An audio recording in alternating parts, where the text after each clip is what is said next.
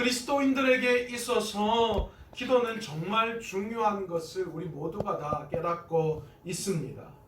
그렇다면 과연 예수님께서는 어떻게 기도하셨는지 그 예수님의 기도를 우리가 바라보면서 우리가 예수님이 이런 기도를 하셨구나라는 것들을 통하여 우리가 한 수 배울 수 있어야 하는 줄 믿습니다.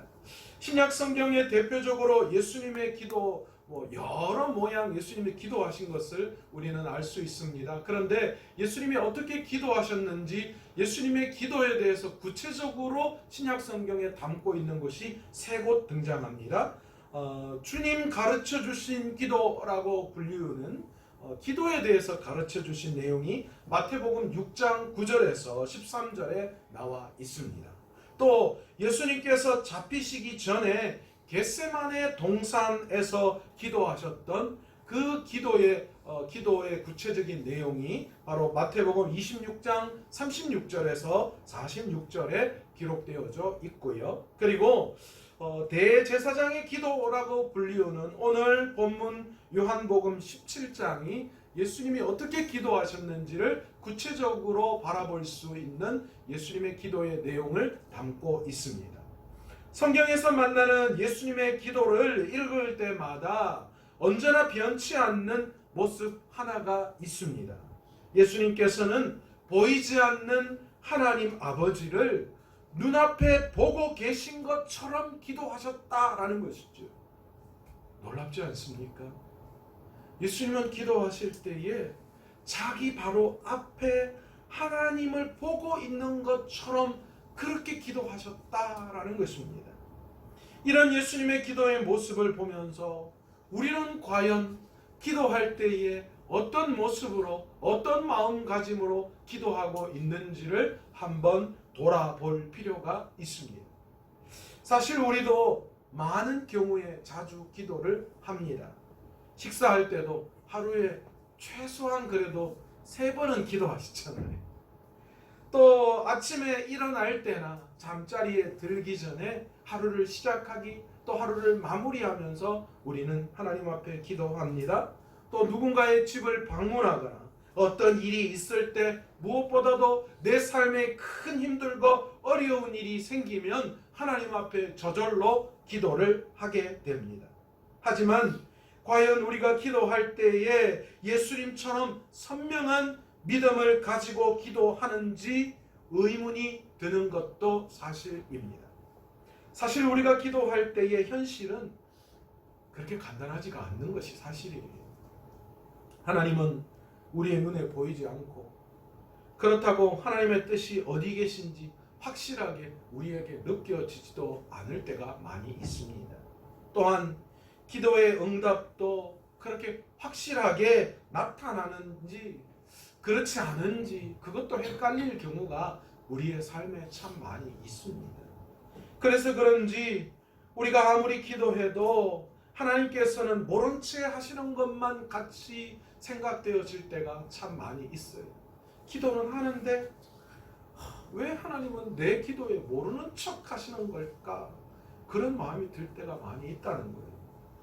그래서 마음 잡고 기도하다가도 이게 뭐 기도한다고 하나님이 들으시는 것 같지도 않고 하나님이 들으시는 것 같지 않고 응답도 안 하시는 것 같고 그렇게 의심하기도 하고 때로는 기도는 그저 내 마음의 심리적인 그런 안정을 주는 것처럼 그렇게 생각되어서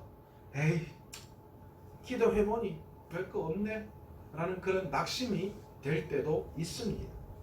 사실 우리가 기도하지 않는 이유는 딱 한 가지입니다. 기도해도 소용없다라는 생각 때문입니다. 기도만 하면 하나님이 들으시고 응답하신다는 확신이 있다면 여러분 우리가 기도하지 않을 이유가 어디에 있습니까? 그럼에도 불구하고 우리가 우리의 삶을 돌아보면서 내가 지금 기도하지 않는 이유가 무엇일까 생각해 보세요. 왜 기도하지 않을까? 기도하면 하나님이 들으신다는 확신이 내 마음 가운데 있다면 기도하지 않을 이유가 없죠. 그럼에도 내가 기도하지 않는다는 것은 기도해도 소용없네 라는 그런 마음이 내 안에 작용하고 있기 때문입니다. 기도해도 내 기도대로 되는 것은 하나도 없으니, 아니 기도해도 하나님께서 전혀 응답하지 않는 것 같은 그런 의심 때문에 기도하지 않는 거지.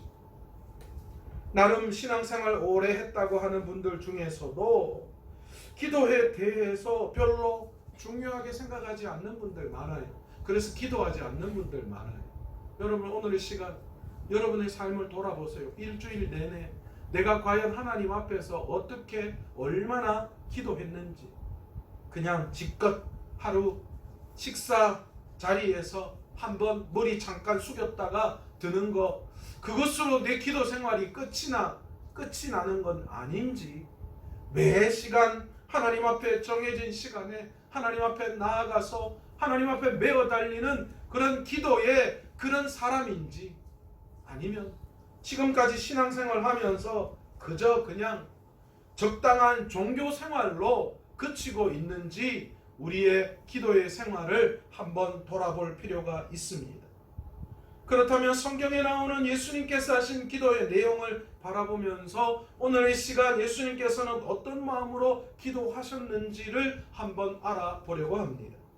예수님께서는 겟세마네 동산에 계실 때 이런 기도를 하셨습니다.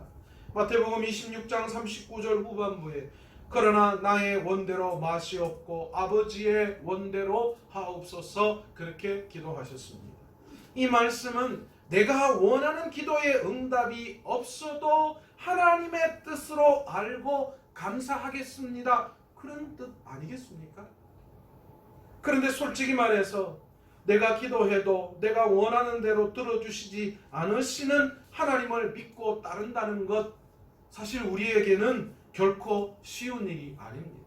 내가 이야기하면, 내가 하나님 앞에 기도하면 하나님이 즉시 들어주셔야 힘이 나고 기도할 맛이 나는데, 내가 기도했는데 내 원대로 하나님께서 아무런 움직임이 없으시다라고 했을 때에 과연 내가 쉽게 하나님 앞에 기도할 수 있겠냐라는 것이죠. 우리는 쉽게 고난 가운데 하나님의 뜻이 있을 것이다 라고 생각하고 인내하며 참고 기다리라, 그렇게 말합니다. 그러면 반드시 들어주실 것이다, 그렇게 신앙생활 합니다. 그러나 현실 속에서 이것을 이해하고 믿기란 사실 쉬운 게 아닙니다. 믿음에 있어서 현실이란 갑자기 불어난 급류 같아서 모든 것들을 한순간 휩쓸고 지나가는 압도적인 물살과도 같습니다. 현실이라는 게. 그렇다면 믿음이란 무엇입니까? 그것은 우리 손에 들려있는 작은 통나무와 같습니다. 현실이라는 압도적인 물살이 쓸려 내려올 때에 그 통나무를 강바닥에 힘껏 쳐박아, 그리고 그것을 붙들고 버티는 것, 여러분, 그것이 우리에게 믿음입니다. 때로는 물론 급류의 힘이 너무 강해 강바닥에 통나무를 꼽았지만, 그것을 붙들었지만 질질 끌려갈 수도 있습니다. 그렇지만 강바닥 깊숙이 박힌 통나무가 없다면 우리는 압도적으로 내려오는 물살에 저항조차도 하지 못하고 그냥 휩쓸려 내려갈 것입니다.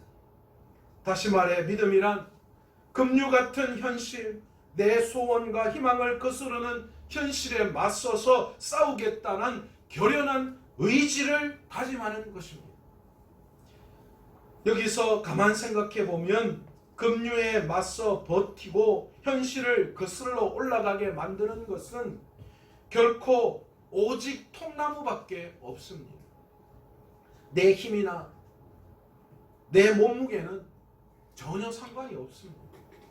오직 통나무만이 유일한 현실이라는 급류를 버틸 수 있는 희망이라는 것이죠. 그러니 그 통나무를 강바닥 깊이 박고 있는 힘껏 붙들고 있어야 살 수 있습니다. 그리고 또 하나 중요한 것은 급류가 조용해진 후 강바닥이 보일 것이라는 미래에 대한 소망이 없다면 그 작은 통나무를 붙들 이유도 없다라는 것이죠. 여러분 생각해 보세요. 내가 믿음이라는 것을 가지고 살아가는데 그런데 현실은 그렇지 않아요. 급한 압도적인 물살로 나에게 다가옵니다. 내 힘으로는 그 물살, 현실이라는 물살을 버틸 수가 없어요. 그래서 믿음이라는 통나무를 바닥에 굳건하게 박아놓고 그걸 붙드는 거예요. 그러면서 우리는 생각하죠. 곧 이 모든 물살이 지나가고 나면 강 바닥이 보일 때가 있을 거예요. 그럴 때 나는 살아날 수 있다. 그 소망이 우리에게 있는 거예요. 여러분, 이게 뭡니까? 여러분, 이게 우리가 신앙생활을 하는 신앙의 삶입니다. 마지막 하나님이 이 땅에 오실 그날이 분명히 있다는 거예요. 세상은 우리를 한순간 휩쓸어 내려가도록 급한 물살같이 나에게 다가옵니다. 그럴 때 내가 할 수 있는 게 없어요. 내 힘이 없어요. 내 힘으로는 현실이라는 그 물살을 버텨낼 수가 없다는 거예요. 우리가 가지고 있는 작은 통나무 하나, 그 믿음 가지고 그것을 버텨내는 거예요. 언젠가 주님이 오시고 그 모든 것들을 다 해결해 주실 것이다라는 신앙, 그 믿음을 가지고 말입니다. 오늘 본문에서 예수님께서 하신 기도를 묵상해 보십시오. 예수님께서는 지금 죽음이라는 이 급류 속에 빨려 들어가시면서 오직 하나님의 뜻, 생명의 버팀목만 단단히 붙잡고 계십니다. 그것이 바로 예수님께서 우리에게 보여주신 기도의 모습입니다. 우리를 구원하시는 하나님의 뜻을 붙잡기만 하면 급류를 이길 수 있다는 것을 예수님께서 기도를 통하여 우리에게 분명히 오늘 보여주시고 계십니다. 그런데 문제는 우리는 예수님과 다르다라는 것이죠. 여러분이나 저나 예수님처럼 하늘에서 내려온 신적인 존재가 아니에요. 급류에 버티고 서 있을 만한 그 어떤 작은 믿음의 통나무, 여러분, 그것도 우리에게 없는 것 같아요. 어쩌면 예수님처럼 미래에 이루어질 일들을 바라보며 용기와 희망을 붙들 만한 힘도 우리에게는 없습니다. 쉽게 말해서 우리에게는 예수님과 같은 그런 강력한 믿음이 없어요. 그렇다면 그렇게 믿음 없는 우리에게 전혀 가망이 없는 거예요. 전혀 우리는 이 땅을 하나님의 믿음으로 살아갈 수 있는 그런 희망이 전혀 없는 것입니까? 아닙니다. 그렇지 않습니다. 예수님이 제자들을 위해 기도하신 오늘의 복음서 말씀인 요한복음 17장을 잘 살펴보시기를 바랍니다. 지금 주님은 겟세마네 동산에서의 기도처럼 산에 올라가서 혼자 기도하시는 것도 아니고 제자들을 세워놓고 기도는 이렇게 하는 것이다 라고 기도법을 가르쳐 주시는 그런 것도 아닙니다. 요한복음 13장부터 보면 주님은 지금 제자들과 마지막 만찬을 나누시던 자리에 계십니다. 요한복음 13장의 마지막 만찬 자리에서 하신 이야기가 13장 이후 17장을 통하여 계속 이어지고 있습니다. 거기서 예수님께서는 제자들의 발을 씻기시고 당신께서 곧 제자들을 떠날 것이다 라고 예고하셨습니다. 그러자 식탁 분위기가 한순간에 침울한 분위기가 되고 말았습니다. 그동안 의지했던 분, 가장 가까이 계시던 분이 황망히 떠나시고 마신다라고 말씀하시니 그들의 제자들의 마음속에는 하늘이 무너져 내리는 것 같았습니다. 그때 예수님께서는 잠시 말씀을 멈추시고 하늘을 우러러 기도하셨는데 그 기도의 내용이 오늘 요한복음 17장의 말씀이다라는 거예요. 지금 예수님께서는 말문이 막혀버린 제자들, 기도할 기운도 없이 풀이 죽어있는 믿음의 성도들을 포함한 이 자리에 모인 우리들을 위해서 기도하고 계신 줄 믿습니다. 물론 이 말씀은 스승이신 예수님께서 갑자기 떠나신다라는 소식에 말문이 막힌 제자들을 위해 예수님께서 중보하신 기도의 내용입니다. 그런데 여기서 우리에게 더욱 힘이 되는 것은 주님이 우리를 위해 기도하신 것을 엿듣기만 해도 우리는 어떻다고요? 큰 유익이 있고 은혜가 된다라는 것이지.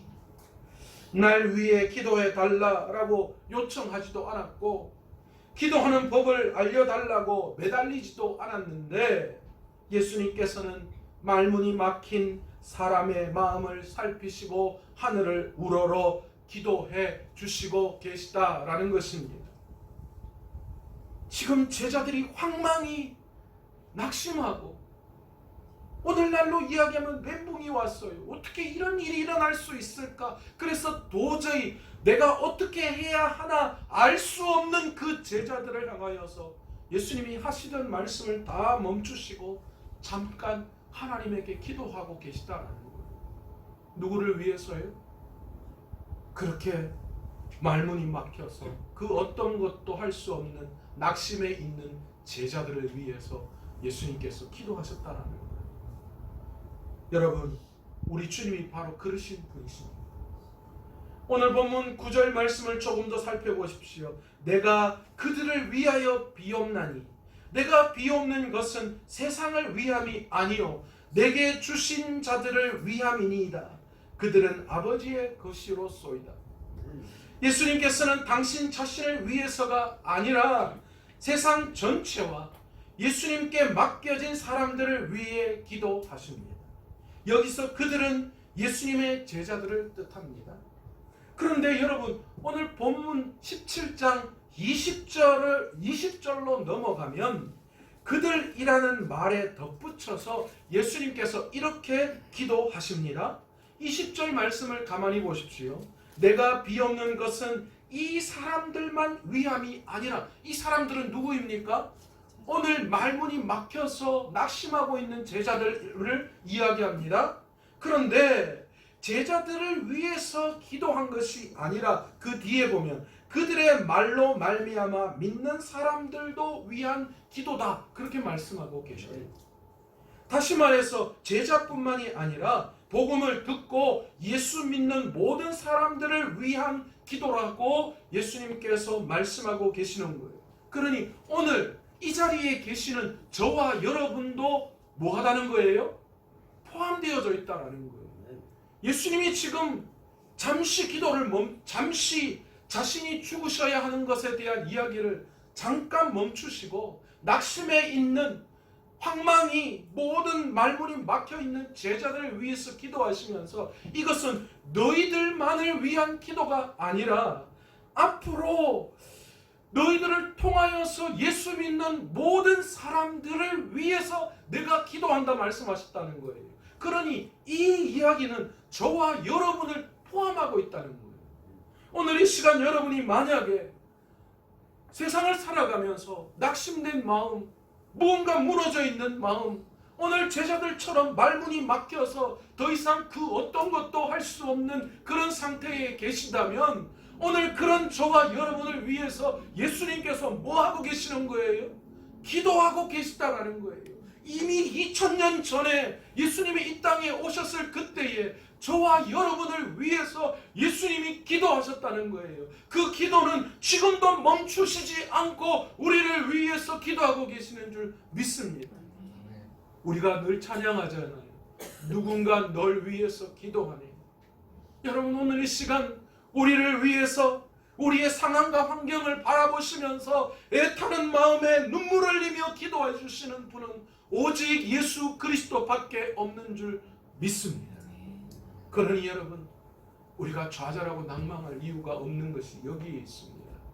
우리가 기도하지 않을 이유가 없는 게 여기에 있어요. 지금 예수님께서 우리를 위해서 기도하시기 때문에 우리도 주님을 위해서 주님께 나아가 기도해야 한다라는 것이죠.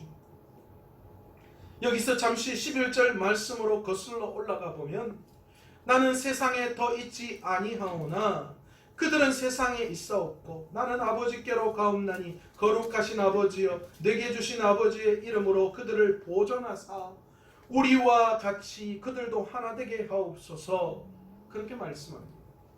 여러분, 보존해달라 그렇게 말씀하고 계셔요.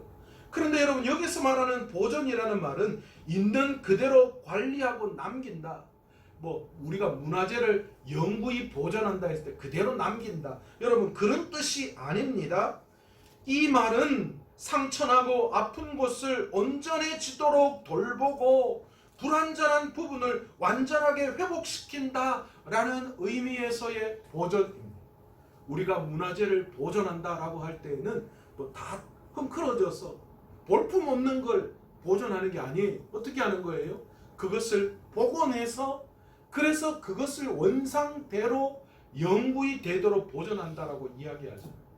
여러분 주님은 우리의 연약함을 아시고 온전히 회복되기를 오늘 저와 여러분을 위해서 지금도 기도하고 계시는 줄 믿습니다. 주님은 오늘 이 시간 우리의 연약함을 아시는 분이세요. 우리의 부족함이 뭔지를 아시는 분이셔요. 우리의 상처와 우리의 아픔이 무언지를 아시는 분이시기에 우리 주님은 바로 그런 부족하고 연약하고 상처 있고 아픈 그것들을 어떻게 하시는 거예요?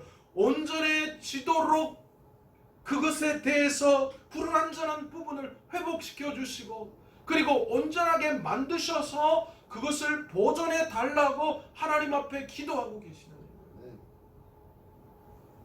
11절 마지막 하반절도 우리가 눈여겨볼 필요가 있습니다. 이곳에서 주님은 이렇게 기도하십니다. 우리와 같이 그들도 하나 되게 하옵소서.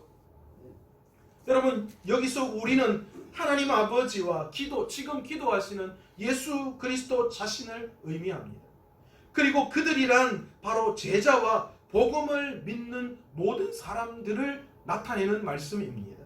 그러니 우리와 같이 그들도 하나 되게 해달라라는 말은 예수님이 하나님을 아버지라고 부르며 가족 관계로 끈끈하게 이어진 것처럼 모든 사람들이 하나님과 끈끈한 가족 관계가 되게 해달라라는 그런 기도의 뜻을 담고 있습니다. 본문을 보시면 가장 많이 나오는 단어가 아버지라는 단어입니다. 예수님은 지금 아무렇지도 않게 하나님을 아버지라고 부르시지만 유대인들의 입장에서는 감히 상상도 하지 못할 그런 호칭입니다. 예수님은 지금 그 상상도 하지 못할 일을 감히 수행하시면서 그 아버지의 모든 권한과 소유를 우리도 누릴 수 있게 해달라 그렇게 하나님께 기도하고 있습니다. 이런 이유로 우리도 역시 매번 기도할 때마다 하나님을 아버지라고 부르면서 저와 여러분이 기도하고 있잖아요. 그렇다면 논리적으로 보면 예수님도 하나님을 아버지라고 이야기하고 우리도 하나님을 아버지라고 이야기하면 예수님하고 우리하고 촌수가 어떻게 되는 거예요? 네, 형제와 자매가 되는 거예요. 제가 전에도 이야기했잖아요. 손자가 할아버지에게 할아버지도 하나님께 아버지라고 하고 나도 기도할 때 하나님께 아버지라고 하는데 그러면 할아버지하고 내하고는 어떻게 되는 거예요? 하늘에 가면요. 그랬더니만 할아버지가 곰곰이 생각하시면서 뭐라고 이야기하셨어요? 앞으로 형이라고 부르라. 그러면 우리는 예수님을 형 아니면 오빠 그렇게 불러야 하는 겁니까? 여러분 지금 제가 말씀드리는 것은 촌수를 따지기 위해서 하는 이야기가 아닙니다. 예수님께서 우리를 형제요 자매라고 할 때에 그것은 예수님께서 우리와 가장 가까운 곳에서 우리의 가족이 되어 동행하신다라는 것을 말씀드리고 싶으신 거예요.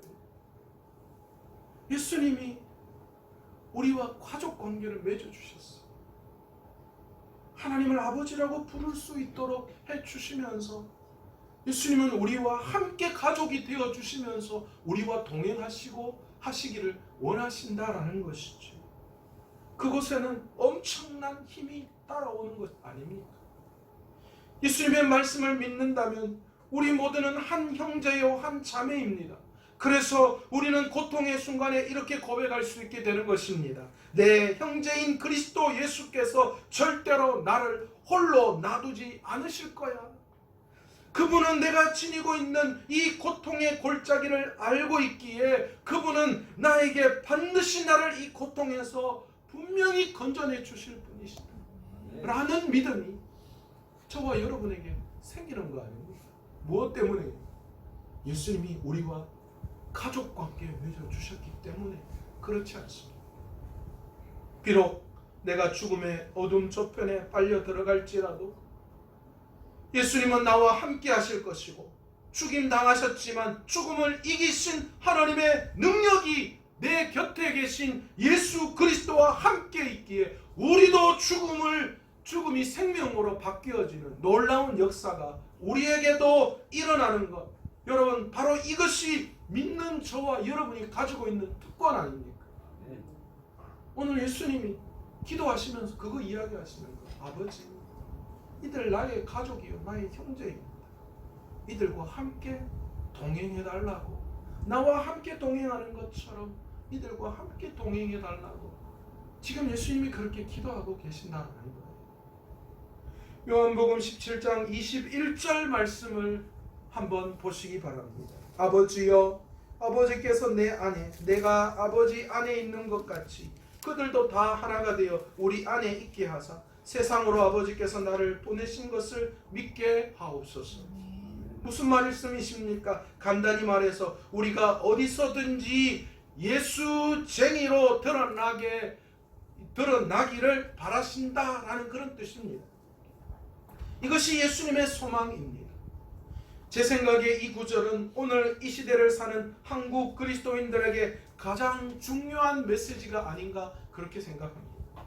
이 시대에 우리를 계속 화나게 하는 것은 어디 가서 기독교인이라고 말하기가 어려운 시대가 되었다라는 거예요. 어떤 때는 대놓고 우리가 그리스도인이라고 하면 대놓고 상대하기를 싫어합니다. 그래서일까요? 많은 그리스도인들이 주일에는 순전한 그리스도인이지만 나머지 6일 동안은 세상 속에서 가면을 쓰고 살아가는 두 얼굴의 이중인격자가 되곤 합니다. 우리 자녀들은 우리 부모님의 얼굴을 잘 알잖아요. 그래서 중고등부 하다 보면요, 애들이 그런 이야기해요. 목사님, 우리 엄마요, 집에 가보세요. 여기 때 모습하고 완전히 달라요. 우리 엄마 완전히 달라요. 속지 마세요. 여러분, 그런데 예수님은 주일과 일상이 동일한 삶, 어디서나 그리스도인으로 선명히 드러나길 간절히 바란다라고 그렇게 오늘 말씀을 21절을 통하여 기도하고 계십니다. 이들이 어디를 가나 그리스도인답게 해달라고 그렇게 기도하는 거예요. 여기에 신앙의 방향이 보입니다.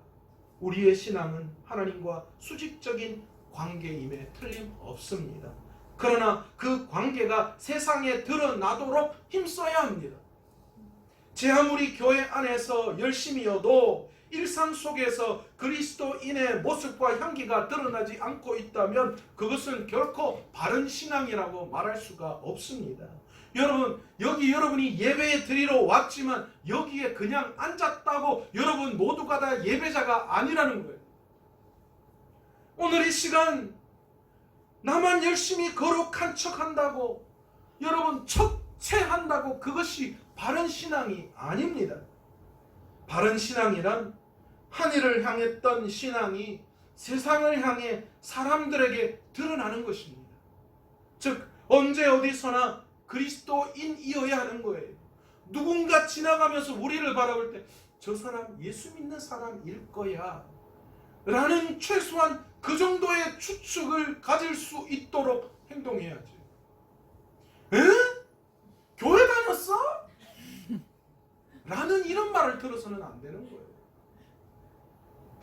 그런데 정말 우리가 예수님처럼 언제 어디서나 세상의 아픈 곳을 어루만지고 품고 회복할 수 있나요?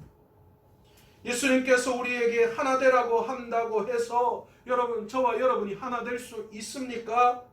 언제 어디서나 주님처럼 사랑하면서 살기엔 나는 참 성질도 더럽고 지혜도 부족하고 용기도 없고 인내와 겸손도 없고 배려심도 없는 것이 사실입니다. 그런데 주님은 이 모든 것을 다 아시고 23절부터 기도하시는데 거기 계속 반복되는 말이 있습니다. 그것이 뭐냐? 알다 라는 단어입니다. 25절에서 17장 25절에서 26절 말씀을 제가 한번 읽어보겠습니다. 의로우신 아버지여, 세상이 아버지를 알지 못하여도 나는 아버지를 알았사옵고 그들도 아버지께서 나를 보내신 줄 알았사옵나이다.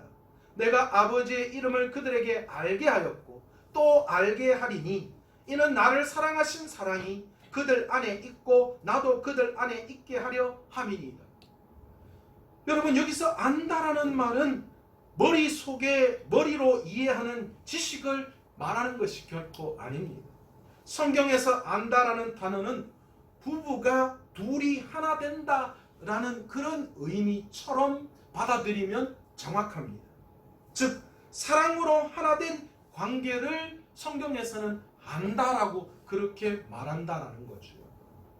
우리는 사랑의 힘이 얼마나 대단한지 잘 압니다. 특히 부모가 자식을 사랑할 때 그 힘은 가히 초인적이라고 이야기할 수 있습니다. 사랑은 기쁨과 슬픔도 기꺼이 나누며 죽음도 넘어서게 하는 힘이 있습니다. 예수님께서는 당신에게 맡겨진 모든 사람을 한 가족으로 만드시고 그분의 사랑으로 우리를 지켜주시겠다라고 기도하십니다. 그래서 하나님 앞에 기꺼이 하나님 내 생명을 희생시켜서라도 이들을 살려내겠다라고 그렇게 하나님 앞에 기도드린 거 아닙니까?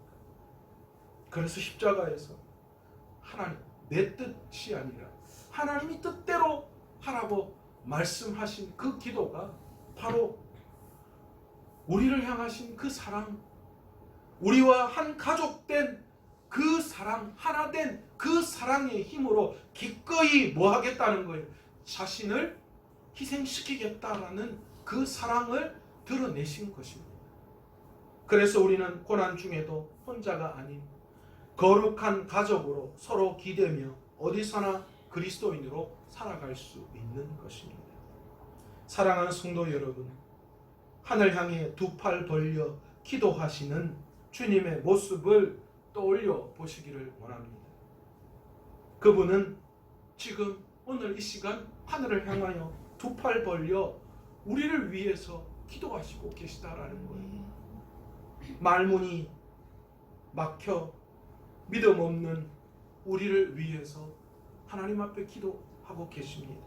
뿐만 아니라 상처나고 아픈 곳을 온전해지도록 돌보시고 회복되기를 기도하고 계십니다.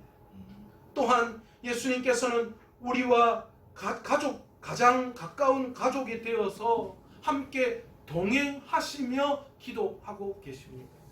또한 주일과 일상의 삶이 동일한 어디서나 그 명이 드러나도록 하나님 앞에 우리를 위해서 기도하고 계시다라는 것이지.